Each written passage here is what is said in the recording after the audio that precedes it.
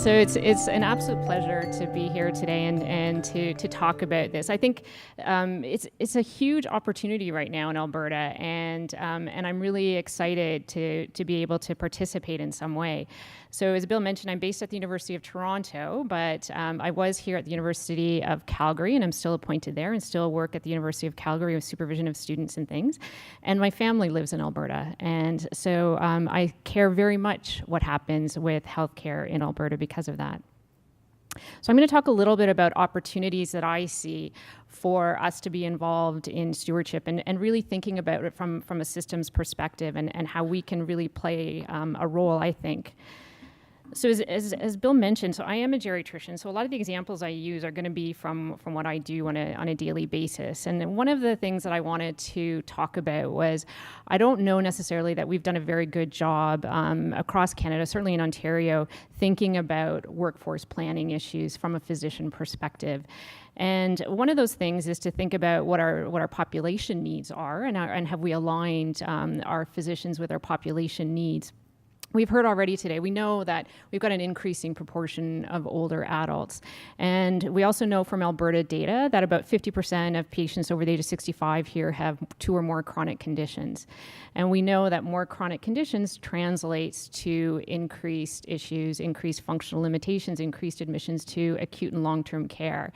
And as Louis mentioned this morning, we need to do more work on prevention to try and hopefully reduce this over time. But we also have the issues right now to deal with and over the next few years to deal with, and how are we going to manage this percentage of our population. And different provinces across the country, we know we see similar numbers. So 5 to 10% of the population, this population with lots of chronic diseases, resulting in a huge proportion of our healthcare budgets. And how can we address their healthcare needs? And we know, for example, in Alberta that there's 11% of the population is over the age of 65, but it's going to double by 2031. And so what are the healthcare needs of that population going to look like? This is some fantastic work. I mentioned some researchers here in Alberta. This is some terrific work that Cello Tonelli has led on. And he's done some great work with colleagues here with Brenda Hemmelgarn and Braden Mans around looking at comorbidities in the Alberta population. And this in particular looks at the more than 500,000 patients with chronic kidney disease.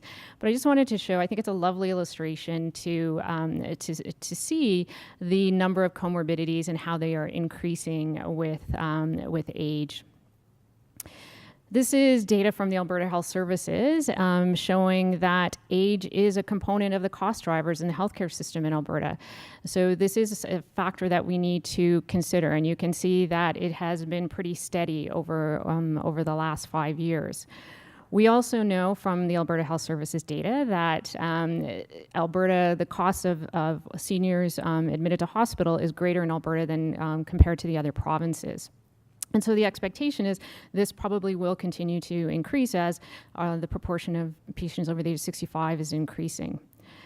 Looking at the impact on physician expenditures then, the people who are over the age of 65 are using 6 times the number of physician resources compared to people under the age of 65. So again, this is Alberta data, and it is higher than in some of the other provinces. So this is a patient that I saw recently, and many of you in the room can I'm sure identify with this patient. So this is a 74-year-old woman that we saw in clinic, and she's got osteoporosis, she had a vertebral fracture, she's got type 2 diabetes, she's on oral agents, she's hypertensive, got CKD secondary to her diabetes. And so we see these patients in clinic and in hospital all the time. And the question was, how much time is it taking to manage these patients? And so we looked at the top Canadian guidelines on managing these chronic conditions, and we looked to see how much time it would take to identify and manage these issues in this particular patient. And we did this in collaboration with one of the primary care clinicians that I work with at St. Mike's, Nav Prasad, and one of our residents, Jason Kerr. And then we applied it to a consecutive series of patients that we would see in our primary care clinics. And so this just lists how much time it would take to address recommendations relevant to that patient. And one of the things that we identified was it would take about 129 minutes a year to address just the initial recommendations relevant to that particular patient. That doesn't count the time that it takes to address if something comes back abnormally elevated, or something comes up on any of the investigations that we do, or if the patient comes in and wants to talk about something that's not addressed on those guidelines, if they have an acute issue. We also found then, when we timed how often these patients were getting seen over the year, that she was seen for about 36 minutes a year.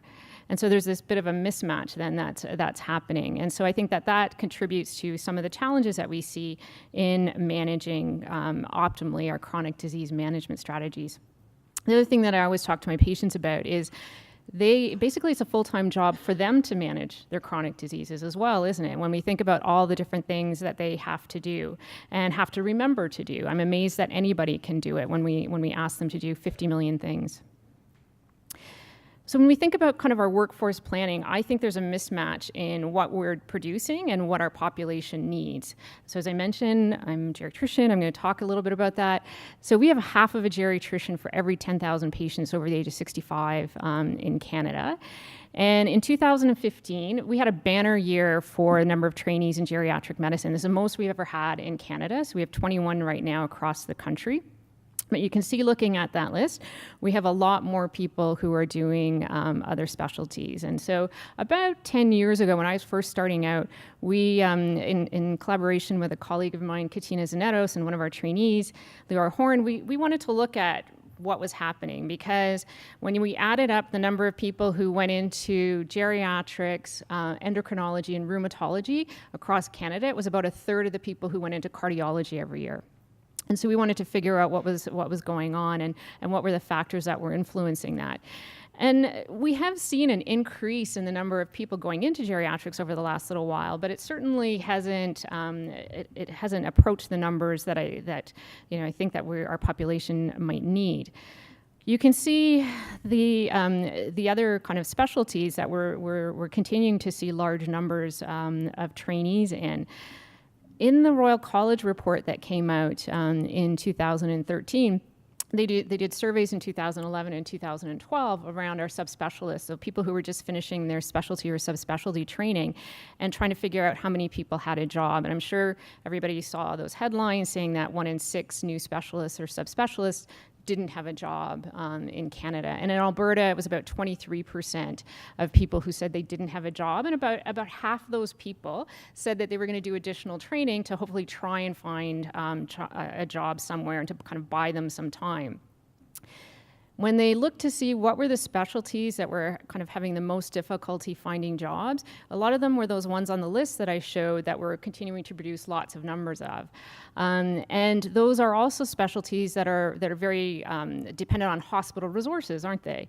So if we think about things like gastroenterology or cardiology or nephrology, general surgeons, orthopedic surgeons, very dependent on hospital resources. And so when we're thinking about workforce planning, we shouldn't be thinking about this in isolation as physicians. We have to be thinking about it as a system and what our population needs and what are the demands that we're placing on the healthcare system when we produce these different types of physicians. So I think kind of considering what kind of a model that we need to develop for workforce planning, thinking about our population needs, thinking about the evidence on effective models of care. We've got some good evidence around what types of models of care might work. Thinking about the impact of technology on what types of physicians that we might need. So we've heard a lot of talk today about electronic health records, and we know from the literature that they may increase or decrease productivity depending on how we look at it, depending on when we measure it, how we measure it. And so I think those are things that we have to consider when we're thinking about our workforce planning. Other issues that we need to consider is changes in our physician workflow. So different lifestyle choices. I know my trainees tell me that they don't see themselves working, until they're 75 or 85. I don't know if that's the case, but certainly one of the challenges that I see now in Toronto. I'm vice chair of our Department of Medicine in Toronto. Physicians aren't retiring in our department, and we're having a real challenge with that because it's tough to bring new people on when we've got, senior clinicians who are in their 70s and 80s who are not, who are still working full time, and how do we balance the needs? And so we have to look at those aspects as well when we're thinking about our workforce planning. So there was some talk this morning about looking at our scope of practice, and I think this is a tremendous opportunity for us to think about our scope of practice and what is the scope of practice of the other members of our healthcare team, and what are the ways that we could potentially work together to make sure that we're all using our full scope of practice. So just again as an example, so as a geriatrician, we do comprehensive geriatric assessment, and there's a Cochrane review, so there's a systematic review of 22 trials showing that CGA is a good thing. So we can decrease risk of death, we can improve cognition, we can keep people independent in the community with CGA. But we could do this in many different formats. So I could do it in an acute care hospital, I could do it in long-term care, I can do it in a day hospital, I can do clinics. I could do it as telehealth, and we do it as telehealth. How should this be delivered to meet the needs of our population? One of the worries that I see, for example, in Ontario, where many of us are fee-for-service, is that, yeah, I could see every patient over the age of 65, but I don't think that's the best use of the resource for me to see every patient over the age of 65. And how do we target the resource appropriately? So which are the patients that I should be focusing on? How should I be setting up the service? Should it be an inpatient ACE unit, or should it be an inpatient consultation service?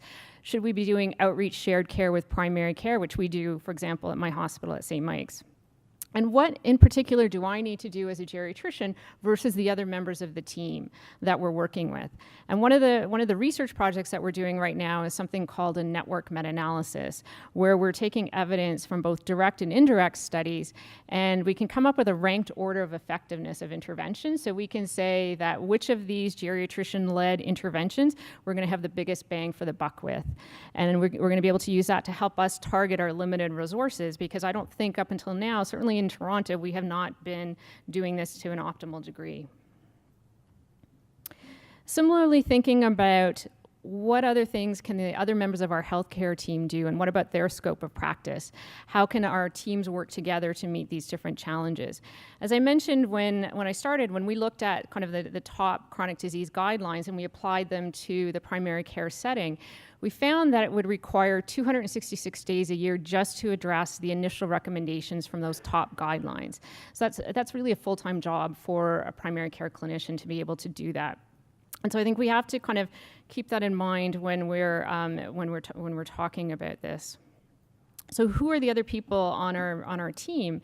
And Dr. Naylor talked this morning about, one of the very first trials of nurse practitioners being done in Hamilton by my mentor, Dave Sackett. And there's been lots of trials in this area. So, for example, there's a Cochrane review of 16 trials showing substitution of doctors by nurses in primary care. And when they looked at the quality indicators, there wasn't really much difference in terms of quality of care. Nurses saw fewer patients than physicians, and nurses tended to order more tests than physicians. And there's been similar types of studies being done across a range of different settings. So, from primary care to more disease-specific entities. So when there's been nurse-led initiation around titration of various medications, and so following very specific care pathways or care protocols, this has been something that's been found to be effective. So again, no difference in terms of outcomes between whether they were physician or nurse-led, but overall, mostly small studies. And what about physician assistants? So we've talked about nurse practitioners, but what about physician assistants? And I know in Alberta there is a demonstration project going on, and I hope that it's being evaluated. There's been a couple of evaluations in other provinces around physician assistants. There was one in Manitoba specific to PAs who are working in ortho, and it was perceived that they increased volumes that were able to go to the OR. Similarly, an assessment was done in Ontario of PAs based in the Emerge department, specifically looking at whether or not it influenced wait times, and it seemed to reduce wait times. But both these evaluations were quite limited, and I think that there's an opportunity here in Alberta to really look at the effectiveness of PAs and what's the best model, and also the cost effectiveness, because there's been some literature around should they be kind of disease focused versus more general, like in the Emerge department in Ontario. And what about task shifting to lay healthcare workers? So is this something that we should be exploring as well? So there's lots of studies showing that task shifting in low and middle income countries is effective. So task shifting from trained healthcare professionals to lay healthcare workers can be effective. So it can improve medication use around HIV meds, improve optimization of TB management, optimization of prenatal assessments. So there's been many examples of this in the low and middle income countries. And is this something that we can look at in Canada? And I wanted to highlight David Price's project that he initiated, Tapestry, and he mentioned this earlier.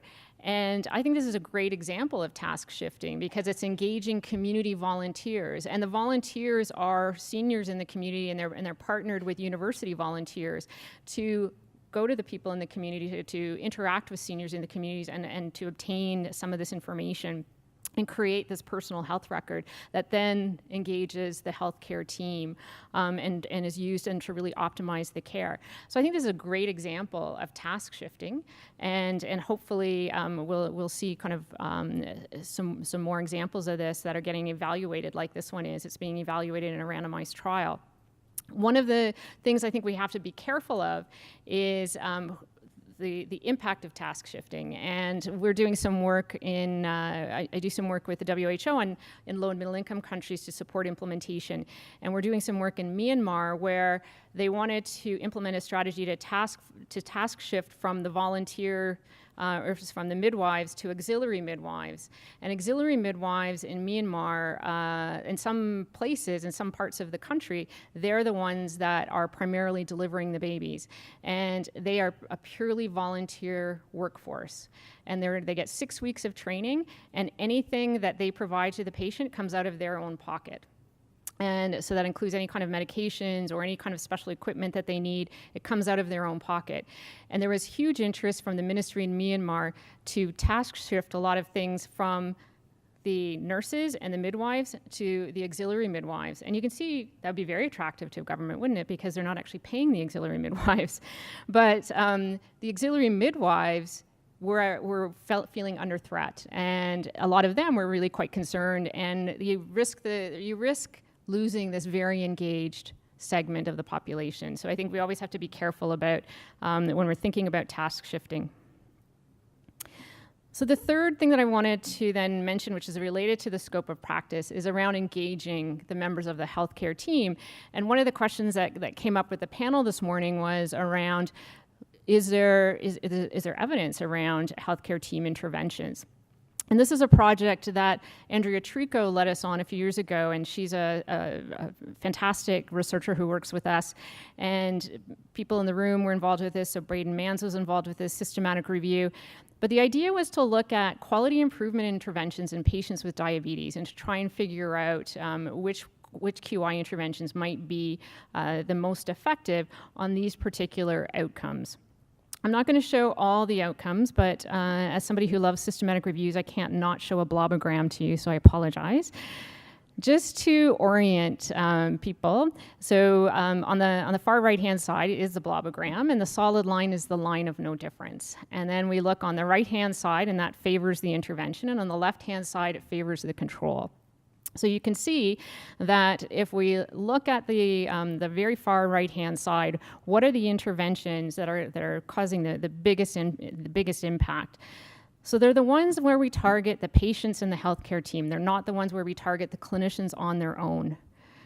So when we target the clinicians on their own, smaller effect size. When we target the team and the patient together, that's where we see the biggest effect size in terms of outcomes. And we saw this across the outcomes when we looked at diabetes management. So we can't be thinking in isolation. We have to think across our healthcare teams. We found a similar thing when we did a systematic review around frequent users of the healthcare system. And this is something that we were asked to do for our Ministry of Health in Ontario.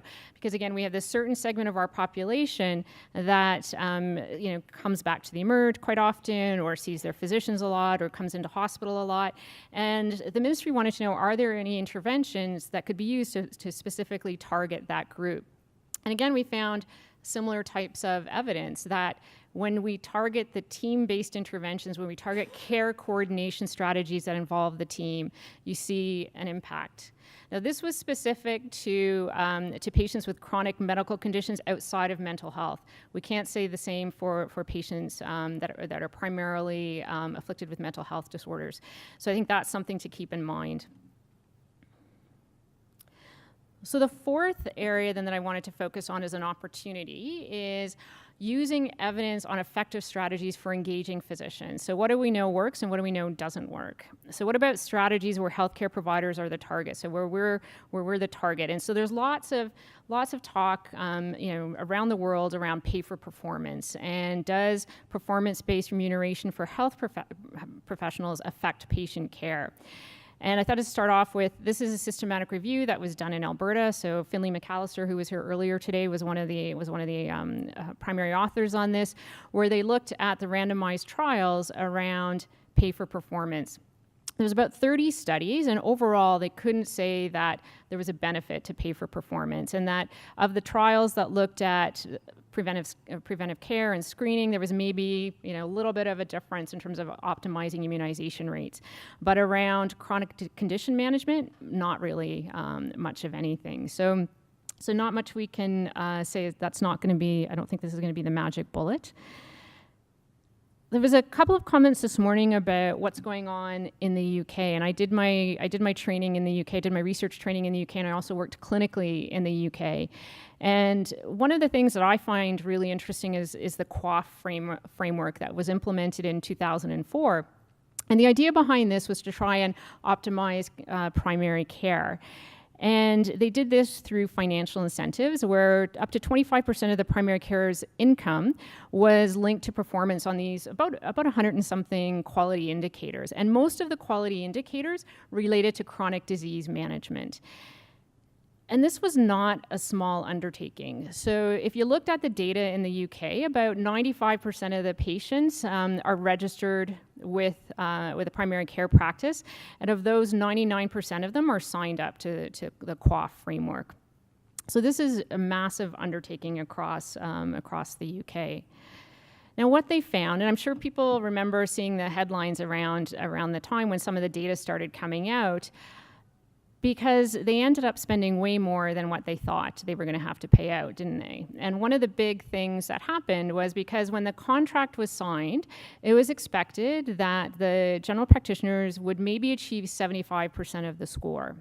So it was 75% of the maximum score on the quality indicators. But they had a much better than expected performance. And this really highlights that we need valid baseline data, because they went into this without having good baseline data. So they didn't know that the primary care clinicians were actually doing a really good job on these quality indicators before they even started this. So I think this is a really nice lesson for us to learn, is that we need, measurement is important. We need good, valid data to start off with. So then did Quaf work? So did incentivizing these quality indicators work? And there's been some really nice studies coming out in the last little while. And one of the things that I think we all worry about when we hear kind of pay for performance schemes, we always worry about kind of what I call the cannibalization of medicine. So if we pay for one thing, is it at risk that we're going to ignore something else? And so this was one of the studies that came out recently to look at that. And so they did find that with this pay-for-performance plan, there was significant improvement in quality for many of the indicators across the period, but that it was perceived to be at the expense of small but detrimental effects on other issues that weren't addressed in the incentivized system. So as an example, one of the things that didn't do as well was bisphosphonates for people with osteoporosis, because that wasn't incentivized. And to me, again, as a geriatrician, I'm going to keep saying geriatrician, that to me is an important thing to consider. That's an important quality issue. So this is some nice data, I think, suggesting some good lessons for us to consider. There was a study then that came out last year looking at other outcomes. So beyond kind of measuring the quality indicators, what's been the impact on patient outcomes? And that's been a bit contradictory and a little bit surprising for people in some ways. They looked at ER admission, so it was a bit of a mixed picture. So in patients with diabetes, it was decreased, but not for those with coronary artery disease. And overall, though, they can say that the quality of care in terms of the measurement of the quality indicators, it's going in the direction that people wanted, but they did not see an associated reduction in mortality rates over this period. And going back to Louis' point this morning, there are factors that are much more important at play. So things like material deprivation, so the lower socioeconomic status, and that's something that's not getting addressed in the Quaf system. The urbanicity, these other unmeasured factors that are not getting addressed, and they have a much bigger impact on mortality than the variation in quality of care that's provided by general practitioners in the UK. So I think that's a really important point that they identified. The other kind of issue I wanted to talk about was around strategies when healthcare providers are trying to target change. And there's been some talk a little bit today around choosing wisely, and I'm not going to talk a lot about kind of its history or anything. But basically, we all know that there's various lists that are produced by various physician organizations. And so it was initially started in the US, and now it's become an international movement.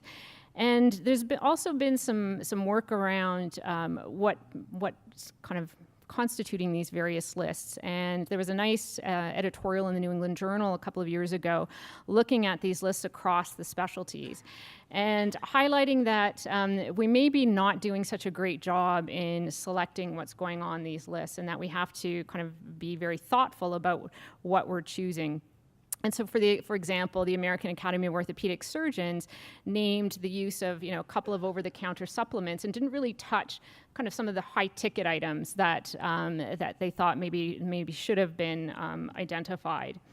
I wanted to highlight that the Canadian GI Society, I think, has done a really nice job. They've identified a couple of cases of endoscopy as two of the top 5 practices that should be reconsidered. But when you look across our participating societies, we've generally named other specialty services as being low value. So not things that we do, but that other people do. So for example, we might say that, what the radiologists do, or from a cardiac testing perspective, rather than what we do.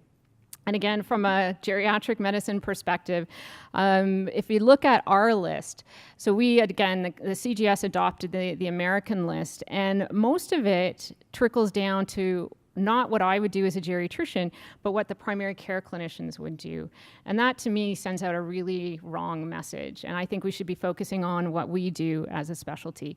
And so why isn't there mention of optimizing use of cholinesterase inhibitors, for example? Because I think that we tend to overprescribe them. And why isn't there mention of optimizing use of CT heads in patients that we're working up for dementia? We know that's a huge cost driver, and most of the time a CT head is not going to be changing our management. So I think it's thinking about those types of things and how we're choosing what goes on our choosing wisely lists. I think we have to be a little bit more thoughtful and careful about it. Dan Niven, who is he's a critical care physician at the University of Calgary and just finished his PhD with Tom Stelfox and Brenda Hemmelgarden and I, is doing a lot of nice work in critical care on identifying the challenges around de-adoption. But we also know that just publishing these lists is not sufficient to change behavior. We know this from the guideline movement, that coming out with guidelines is not sufficient to change behavior. It takes a lot more than that, and we have to be very thoughtful about our implementation and our de-implementation efforts. And similarly, we also have to think about how we're going to evaluate the impact of all of these. There's not a lot of literature yet on the impact of choosing wisely, and so I think that's an area that we need to tackle. So the fifth thing I just wanted to kind of mention quickly, have people heard of the escalade principle? Beware the escalade. So I stole this from Martin Eccles, who's based in the UK. So beware, it seemed like a good idea at the time. So you know those things where we think, oh, it makes sense, let's try that. It seemed like a good idea. Really highlighting that we should be thoughtful, we should build our interventions, build our implementation interventions on the evidence. We know there's lots of fantastic evidence out there. And so we should be building what we're doing on the foundation of rigorous evidence. And make sure that we do rigorous evaluation while we're watching for unintended consequences. So looking to see, is there potential to cannibalize medicine? So making sure that we look at all potential outcomes. So as an example, this is a classic example that was published a few years ago, where a major teaching hospital implemented a care pathway on the surgical service to try and reduce length of stay. And they found that with the introduction of this care pathway that they decreased their length of stay by about 2/3. And so then everybody got really excited and said, well, should everybody then adopt this pathway? And should we be disseminating and implementing this, across the state, to other countries as well? And should we do that or not? And then they looked at what was going on in other hospitals for the same procedures at the same time, and they found a same or greater decrease. And so the changes that they saw in length of stay were much less likely due to the care pathway, and more due, well, they were partly due to that, but because the other hospitals saw the same difference, there were obviously other things going on and other things at play. And if we had just done a simple before and after study, a nice pilot study with a simple before and after, we would not have picked that up. And so I am really a firm believer in making sure that we do rigorous evaluation whenever we do any type of implementation strategy to make sure that we're going to have robust data. And there isn't going to be a single magic bullet. I wish I could tell you that there's going to be one thing that's going to fix everything, and there isn't a single magic bullet. But we have to attack this from a health systems perspective. We have to look at it as a team-based activity and think about how we're going to tackle things across our system, across these different silos of care, from primary care through to specialty care, rehab.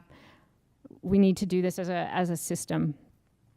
This is a great place to look for evidence. If people haven't seen this is a freely accessible database that's made in Canada. So it's the RX for Change database that you can access through the CADITH website.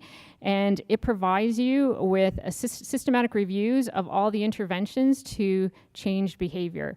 So if you want to focus on the organizational level, you can click on organization and you can see all the interventions that are potentially effective. If you want to target things at the patient level, you can click on that and see what's effective. But I think it's an amazingly useful resource, and I would encourage people to have a look at it if you haven't seen it. And then finally, I just wanted to end with evidence-based medicine should be complemented by evidence-based implementation. And this is something that Richard Grohl, who was an amazing researcher in the Netherlands, coined in 1997, and I think it should guide what we do every single day. So thank you very much, everybody, and thanks very much for the opportunity to come and work through this amazing challenge with all of you. Thank you.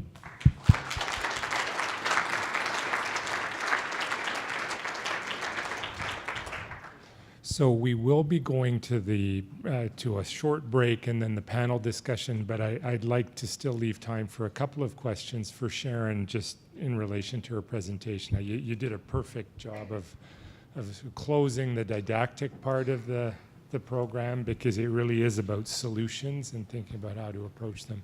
We have Blair O'Neill at the mic. Sharon, enjoyed your presentation a lot. Pay performance, I guess, given other industries suggesting personal incentivization isn't necessarily our greatest driver. What about things like gain sharing, benefit sharing, as far as benefiting your team if you behave appropriately? And the other question I have has to do with workforce. The fastest growing section, maybe you'll be pleased to know, maybe not, in the American College of Cardiology is actually the section on geriatric cardiology. Yay. Yeah, and especially coming from St. Michael's, how cardiologists like to take over everything, starting with your CEO and physician-in-chief, who, by the way, are good friends of mine. But, what do you think of that concept? I mean, in cardiology, obviously, we are the single subspecialty that can single-handedly prevent your sudden painless death and guarantee you some other modality, and we don't like to listen to other people, unfortunately. So, comments, thanks. Yeah, thanks for the questions. And first of all, I would like to say I don't think that the answer is that we just produce lots more geriatricians. And I don't think we ever are going to produce lots more geriatricians. But being able to support others in caring for management of patients with complex chronic diseases. And I should highlight that at St. Mike's, the hospital that I work at in Toronto, our physician-in-chief is cardiologist Tom Parker, and he leads our senior-friendly hospital initiative. Because he said that when he looked at his patients on cardiology, they were predominantly those over the age of 65, and he really wanted to tackle this as an issue and make sure that we looked at it as a hospital as a whole and try and address this issue. With regard to the second or the first question around kind of incentivizing teams, and there is a lot of work around different ways to incentivize teams to work together. I always worry a little bit when we think about kind of the financial aspect in games and that kind of thing, because there is the downside of there are ways of gaming the system as well, and it's those unintended consequences that we have to consider. And so those are those other pieces that I think we need to look at when we're thinking about those incentivization schemes. Okay. So I think what people really want is to sit a bit longer and not go on the break. So I'll try to be quick. I'm Steve Buick with the College of Physicians and Surgeons of Alberta. So I'll oversimplify in the hope that others who know more will comment. It seems to me you talked about some fairly small ideas in managing performance that didn't go much of anywhere, in the presentation. So in general, telling physicians exactly how we want them to improve their practice looks like a dead end, to oversimplify. And on the other hand, David Price talked about a big idea that I think has tremendous potential, and that's challenging physicians to meet a public demand that every patient have access to a primary care provider. So it seems to me those ideas are linked by the AMA's notion of physician professionalism. I think we do best when we rely on physicians' professionalism to meet a big policy challenge rather than trying to micromanage them. I mean, if we know better as lay people or as bureaucrats exactly what they should improve in their practices, why do we have them? Mm-hmm. So challenge them, give them a policy challenge that means something to them, to provide primary care to everyone, for example. I wonder what you think. Yeah, no, absolutely. And I think that's exactly what we're all trying to say today, is that we're not looking for small incremental changes. We would like to see a big change and a massive step forward. And the evidence that I provided today highlighted these are a lot of the things that people talk about doing. Why don't we do this? Why don't we do pay for performance? Why aren't we doing the choosing wisely? All these things are getting lots and lots of radio play. And what I'm suggesting is that, yes, I'm not saying don't do them at all, but I think it's time to actually be thinking about things a little bit differently and going after the big shift, thinking about how we can do things across the team. How do we do things at a systems level rather than as individual clinicians? That was a great question to take us to the break. So.